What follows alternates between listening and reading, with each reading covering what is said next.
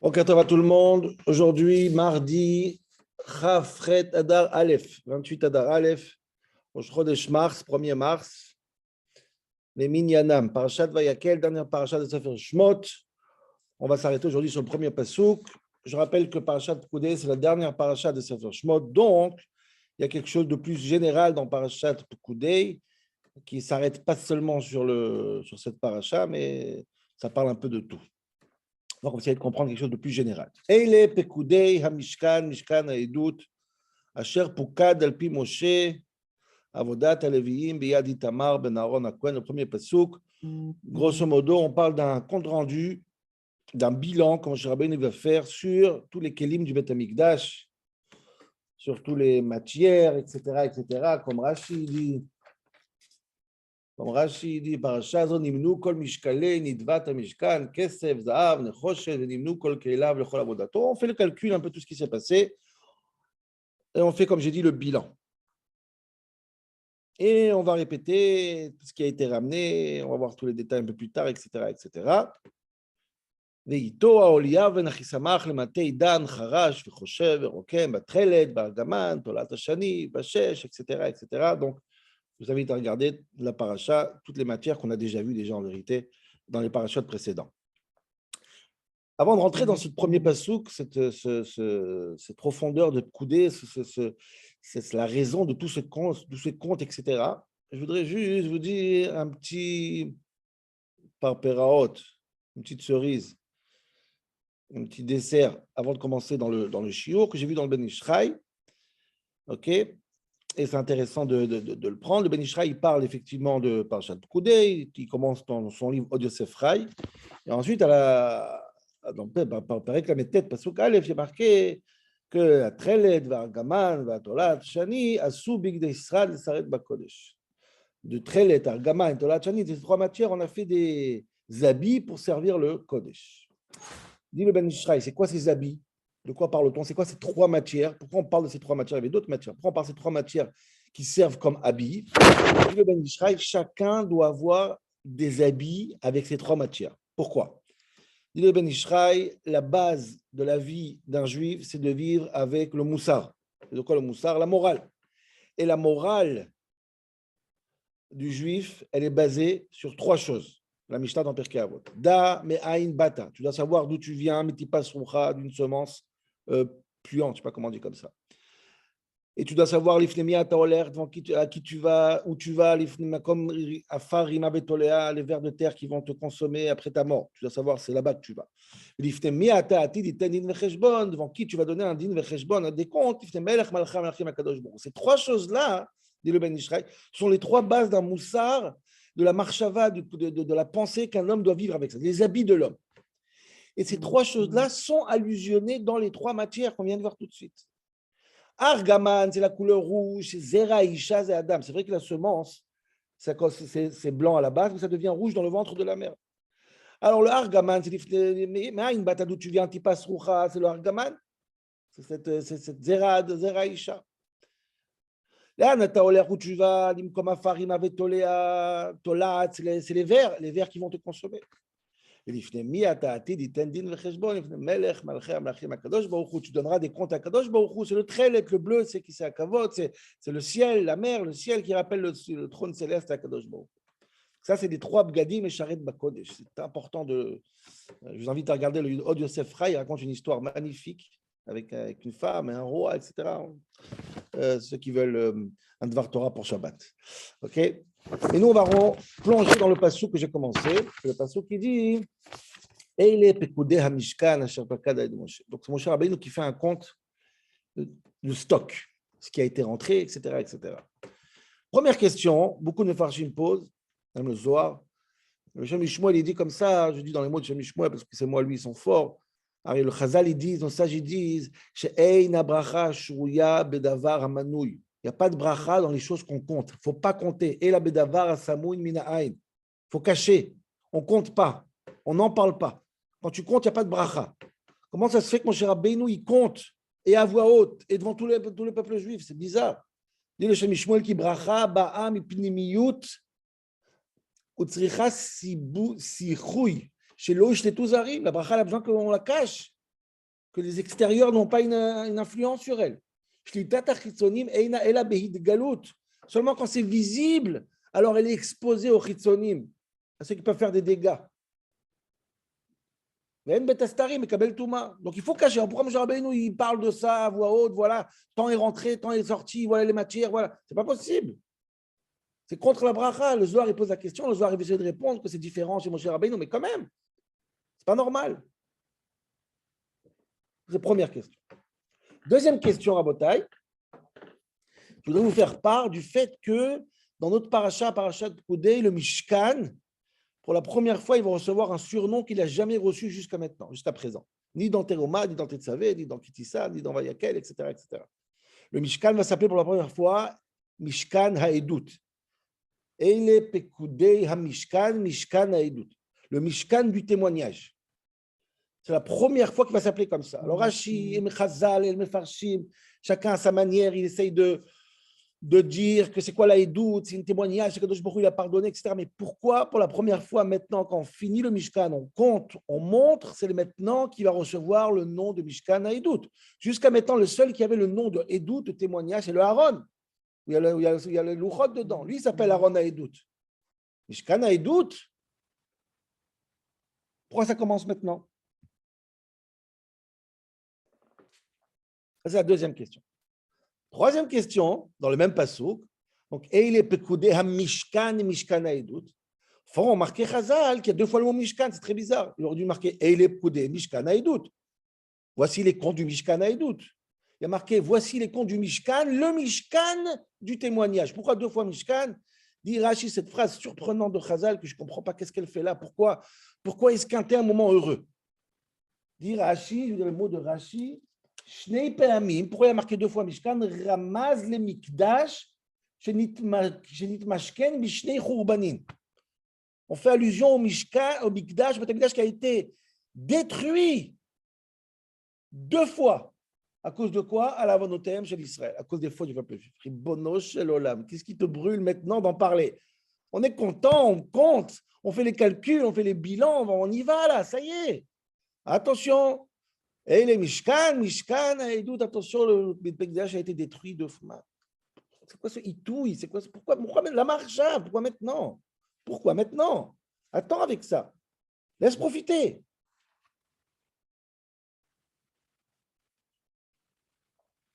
Ça, c'est les questions que j'ai envie de comprendre sur ce premier passouk de Parashat Pekudei qui va marcher la conclusion, le sikoum d'Avodat HaMishkan.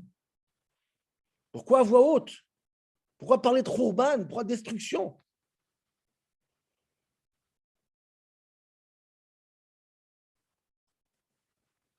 Et c'est quoi la Edout? De quel témoignage on parle ici? À part ce que Chazal dit. Est-ce qu'il y a un autre témoignage ici?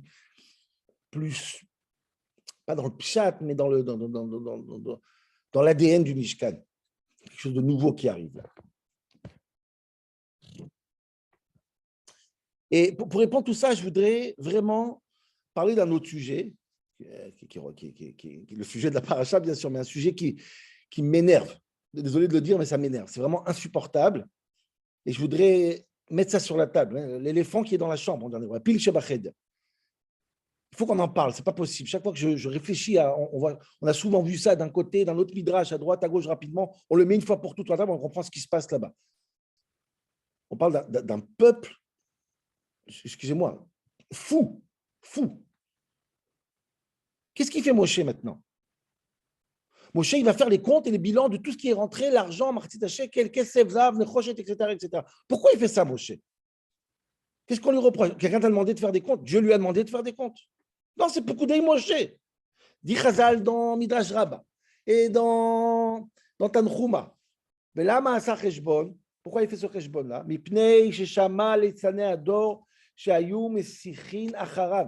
Il a entendu les cyniques, les méchants de la génération qui disaient, qu'est-ce qu'ils disaient? Chez Nehemar, écoutez bien. Quand Moshe Rabbeinu il sortait du Ohel Moed, il allait dans sa chambre, dans sa tente à lui. Il a marqué que le peuple le regardait. Jusqu'à la dernière seconde, il les suivait des yeux, comme ça, tout le monde regardait, comme un rabbi qui passe. Alors c'est noble, comme on a connu ça chez le rabbi, les gens, ils passent, tout le monde passe, tout le monde voit le tzaddik qui passe jusqu'à ce qu'il s'assoie à sa place. Mais disent nos sages, tu crois que c'est comme ça? Il y a un avis que c'est comme ça dans la Gemara Bémet. Le Midrash ne ramène pas. Mais le deuxième avis, ce qui dit le Midrash, c'est quoi? Pourquoi regarder Moshe quand il est arrivé jusqu'à sa chambre? Qu'est-ce qu'il disait? Il regardait derrière lui, quand il marchait, on disait regarde comment il est en bonne santé, regarde son cou, regarde ses pieds, regarde sa forme. Aïe, il est bon, il marche bien, il est en bonne santé. Ochel Michelanu, Veshote Michelanu. Il mange notre manger à nous, il boit notre boisson à nous. Et son copain lui répond, Adam, il est le seul responsable de tous les comptes du Mishkan. Il n'y a pas de président et un trésorier. C'est mon cher Rabbeinu. Il n'y a pas de serfa là-bas. Il prend tout pour lui. Pas moi qu'il est riche, personne ne contrôle. Le seul maître à bord. On dirait un Betrabad. Il n'y a pas de président. Enfin, le président, c'est le rabbin. Comme Moshe Rabbeinu l'a entendu, je jure, je vous promets. Dès que je finis Melechet HaMishkan, dit Moshe Rabbeinu, je mets des comptes. Et dès qu'il a fini, il a dit voilà les comptes, Rabotai. Moi, je veux comprendre, Ribbon Haolamim, qu'est-ce qui se passe dans la tête de ce peuple? Qu'est-ce qui se passe dans la tête de ce peuple? Comment tu peux soupçonner, Moshe Rabbeinu, qu'il aime de l'argent? C'est tellement ridicule. Où tu mets la tête, c'est ridicule. Moshe Rabbeinu, quand on est parti chercher, on est sorti d'Égypte, quand tous les Juifs prenaient de l'argent des Égyptiens, Moshe Rabbeinu, il est occupé à sortir à Rono chez Yosef. Le cercueil de Yosef, ça intéresse l'argent. Où l'argent? Est-ce qu'il a voulu de l'argent, ce monsieur? Si vraiment ça serait un voleur, est-ce que Dieu, il l'aurait vu? Il serait venu le voir au Mishkan? S'il aurait volé de l'argent, Dieu, il serait à Paris à lui au Mishkan? Alors, vous-même, vous avez donné une tonne d'argent, mon cher Rabbeinu. Vous avez fait confiance, vous avez donné. Mon cher Rabbeinu a dit la semaine dernière, d'aille, arrêtez. Donc, vous avez fait confiance à mon cher Rabbeinu. Qu'est-ce qui se passe? C'est quoi cette schizophrénie? Et pourquoi tu veux que mon cher Rabbeinu, il vole de l'argent? D'abord, il est millionnaire, des louchotes. Il n'a pas besoin d'argent, Bechla. Il n'a pas besoin d'argent, il est dans le désert. Qu'est-ce que ça peut te faire qu'il a 2 millions ou 3 millions? Il n'y a pas d'habits, il n'y a pas de manger. Tout. Tu ne fais rien avec de l'argent dans le désert. Ah, pour garder quand il va rentrer en Israël, mon cher Rabbeinu, il sait qu'il ne rentre pas en Israël. C'est ridicule, Daï, lâchez-le.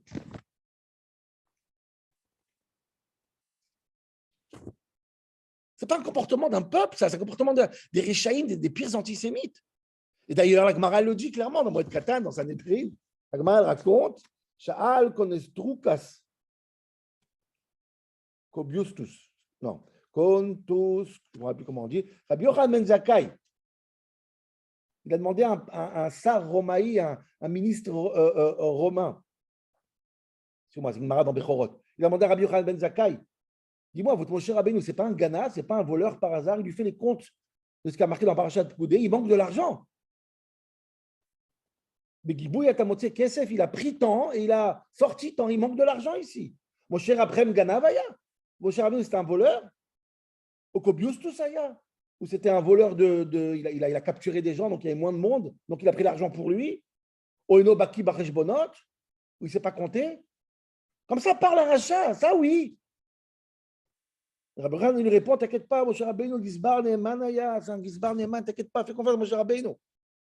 Rabbi Yochanan ben Zakkai, il ne parle pas à ce Romain, parle à tes frères juifs, eux aussi ils disent ça. Quand un rachat, il dit ça à nous, mais que le peuple juif qui sont là, ils savent, ils connaissent Moshe Rabbeinu. Ce centre d'intérêt, d'aïe. Qu'est-ce qui se passe dans leur tête? Non, c'est pas fini. C'est ça qui est embêtant. C'est pour ça que je peux parler de la chose qui, chaque fois qu'on parle d'un midrash, Chazal, regardez, mettez sur Internet, Google encore une fois, de quoi Moshe a été soupçonné, vous verrez une liste incroyable. Ça n'arrête pas, de tout.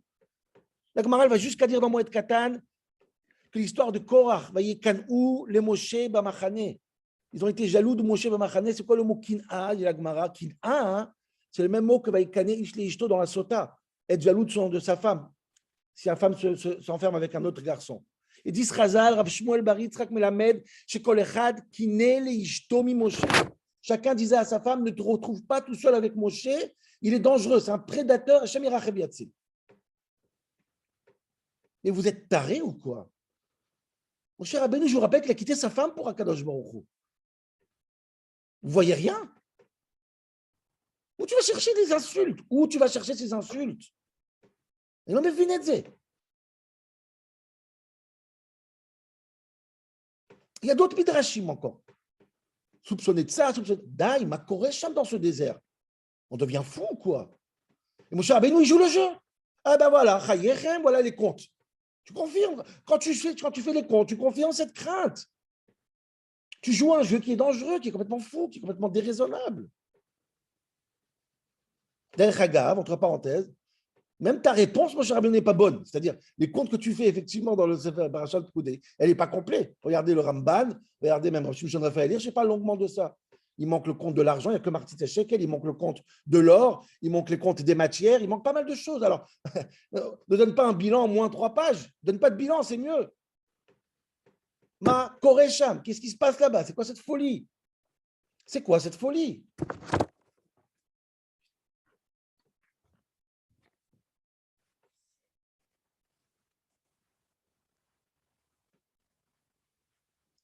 Et cette question-là va m'amener à comprendre le sens même de Mishkan Haïdout, Aaron Haïdout, Moshe Rabbeinu. Et je voudrais expliquer, bon, c'est une thèse, c'est une idée à partager. Je réfléchis à voix haute, ce n'est pas à la Chal Moshe Missinaï. Après, on doit laisser, mais je réfléchis à quelque chose à voix haute et je me dis que ça peut éclairer aussi le comportement général du peuple juif pendant 40 ans dans le désert. C'est ce qui est incroyable, que d'un côté ça s'appelle Dordéa, une génération de Déa, de Dat, de Talmidei Chachamim, de Tzadikim. De l'autre côté, on voit sans arrêt, c'est il est comme ça, Moshe, c'est pas possible, c'est pas logique. C'est pas logique. C'est des choses ridicules. Et je vais prendre la chose complètement à l'envers. Un peu étonnant, mais je vais la prendre à l'envers, la chose. Je voudrais vous dire que toutes ces questions amènent à comprendre quel est le rôle Bémet du Mishkan. Quel est le rôle du Aaron? Quel est le rôle de ce Beth Amikdash dans la vie d'un juif? Je pense, je vais l'expliquer, c'est un peu en rapport avec ce qu'on a dit la semaine dernière avec le mot Nevuchim. Pas trop en rapport, c'est juste l'idée, après je développe d'une autre manière, mais le Mishkan, il est là pour rendre les gens émettent. Je vais expliquer cette notion, pour propager la vérité. J'explique cette notion. C'est de quoi propager la vérité? Un être humain, pour qu'il puisse faire tchouva, pour qu'il puisse retourner chez Akadosh Baruch Hu, il faut qu'il soit au courant qu'il n'est pas bon, qu'il a fait une erreur. Quand il fait une erreur, il tue, il vole, non, ça aide. Mais le Mishkan, il est beaucoup plus profond que ça. Le Mishkan, il joue un rôle chez l'être humain qui fasse connaissance avec ces zones profondes qui sont sombres. Un être humain, il n'est pas toujours au courant ce qui se cache à l'intérieur de lui de Shemishmor Veyatzil. Et donc un homme, il n'est pas à l'extérieur comme il est à l'intérieur, et il a du mal à faire tchouva. Et le rôle du Mishkan, du Mikdash, c'est quoi? C'est de faire en sorte de rendre un être humain, comme Aaron Haïdout, un témoin. C'est quoi un témoin? Que l'extérieur témoigne de l'intérieur. Ce que tu vois, c'est ce que tu es. Et ça, ce n'est pas évident, Rabotai. Ce n'est pas du tout évident. Le Aaron, que lui s'appelle Haïdout depuis tout le temps. Pourquoi le Aaron s'appelle? Pourquoi la Torah s'appelle Haïdout? Parce que le rôle de la Torah, c'est de rendre quelqu'un Toro Kebaro, qui soit conscient de ses faiblesses, qu'il en parle, qu'il ne les camoufle pas. Et c'est là le premier pas vers la tchouva. Tant qu'il n'y a pas de connaissance et de cohérence entre l'intérieur et l'extérieur, il n'y a pas de tchouva possible, il n'y a pas d'amigdash possible, il n'y a pas de rapprochement de Dieu possible. C'est quoi la preuve? Chazal, ils disent. Le Aaron lui-même, il était couvert d'or. Mi baït ou mi chutz tetzapenu. Il fallait couvrir d'or à l'intérieur et à l'extérieur. Le bois au milieu, de l'or et de l'or. Pourquoi? Dit la Gemara. Kol talmid chacham sheno tocho kebaro et no talmid chacham. Si tu n'as pas tocho kebaro, si tu n'es pas à l'intérieur comme à l'extérieur, la Torah n'est pas à toi, le Aaron n'est pas à toi. Tu n'appartiens pas à la Torah, Bechlal.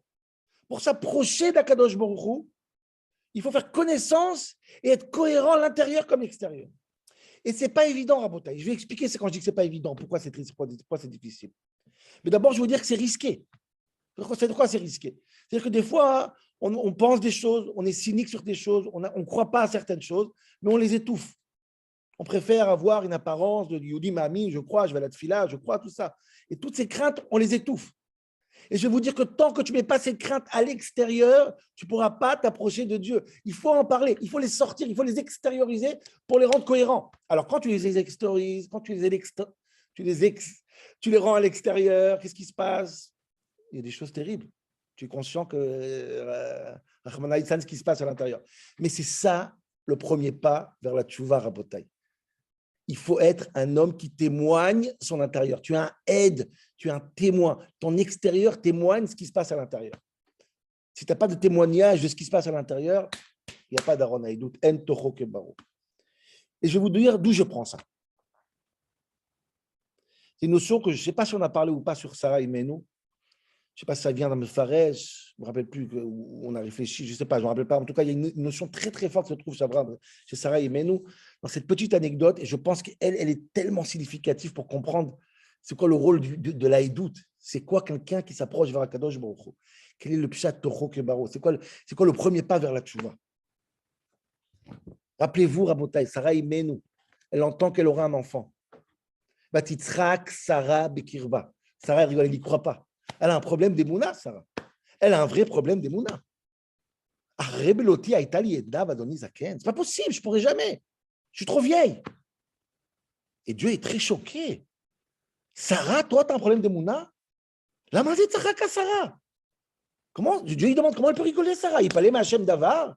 Dieu, il ne peut pas faire des miracles. Sarah, tu rigoles, Sarah, tu as un problème d'Emouna? Et qu'est-ce qui se passe après? C'est pas incroyable. Sarah dit, c'est pas vrai, je ne vais pas rigoler. Tu mens. Elle dit, non, pas. Dieu lui dit que tu as rigolé, tu dis, non, je n'ai pas rigolé. Qu'est-ce qu'on lui répond? Yomerlo, Kitzachak, c'est pas vrai, tu as oui rigolé. Et qu'est-ce qu'elle dit? Elle reconnaît, oui, j'ai rigolé. Qu'est-ce qui se passe là-bas? J'ai rien compris. D'abord, tu rigoles sur Dieu. Dieu te dit, pourquoi tu rigoles? Tu dis, j'ai pas rigolé. On te répond, oui, tu as rigolé. Tu dis, ok, oui, j'ai rigolé. Mais encore un cham. Qu'est-ce qui se passe dans la tête de Sarah? C'est très bizarre. Et Lama, l'explication la plus profonde et la plus vraie de cette histoire, les rabotailles, est bouleversante. En vérité, Sarah, elle rigole Bekirba, à l'intérieur d'elle-même. Au fond, elle a un problème d'Emouna. À l'extérieur, elle croit en Dieu, bien sûr, c'est une sadéquette. Elle va te dire, et chez Trail Mimsa, elle va te dire, Baruch Hashem, Zrat Hashem, Hashem a raison, etc.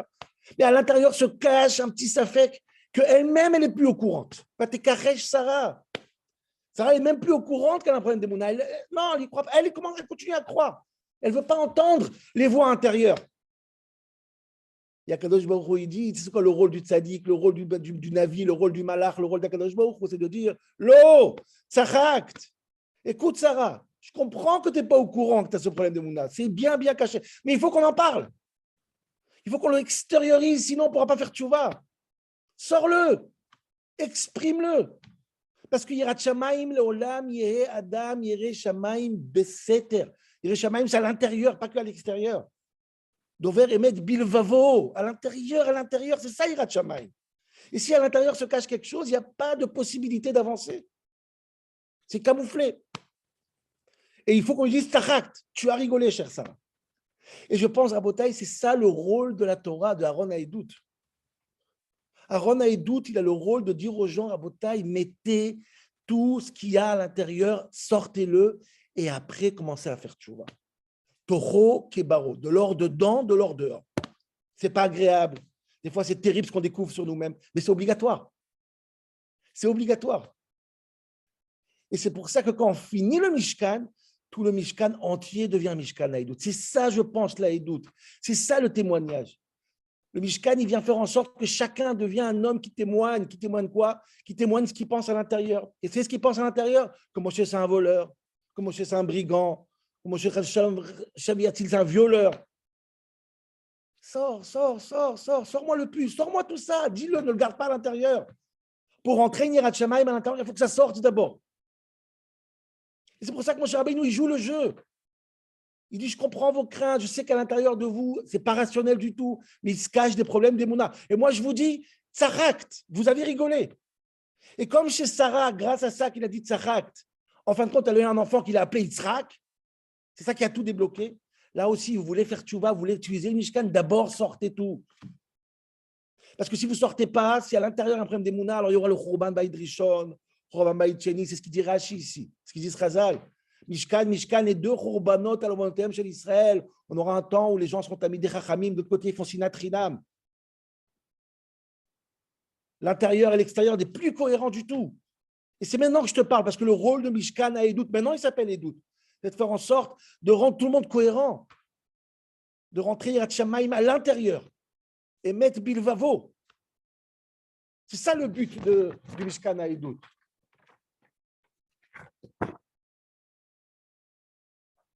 C'est ce qui s'est passé, je pense, 40 ans dans le désert, je pense, que le fait que le Mishkan était dans le désert, ça fait en sorte que les Juifs se sont plaints, les Juifs ont sorti, les Juifs ont parlé. C'est très, très bien. Après, il faut faire tchouva. Si tu ne fais pas tchouva, après, on te tue comme Korach. Mais le fait que les choses sortent, le fait qu'on fait un Reshbon Nefesh, que le Mishkan est là pour dire Tzachaka, il y a un tzrok, il y a un problème d'Emouna, parlons-en. Moshe Rabbeinu a parlé avec Dieu dans le ciel pendant une semaine et il lui a donné ses craintes de la Emouna. C'est incroyable. C'est ça le premier pas vers la tchouva.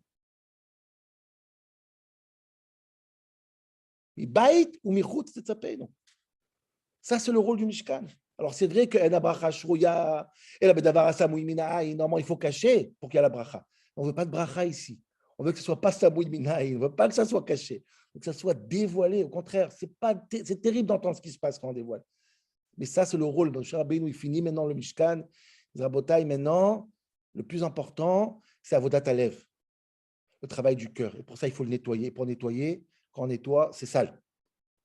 On va entendre des choses incroyables. Qui ne peut pas dire qu'à l'intérieur, il pense des choses complètement irrationnelles sur l'un, sur l'autre, sur Akadosh Baruch Hu, sur le tzaddik? Tout le monde a ça. Le Beth Amikdash est là pour sortir tout ça, rendre cohérent Tochok et Baro, et ensuite aller vers le Mishkan et ramener le Korban, sacrifier, s'approcher d'Akadosh Baruch Hu à l'intérieur comme à l'extérieur. Voilà, Rabotai. Kol Tov.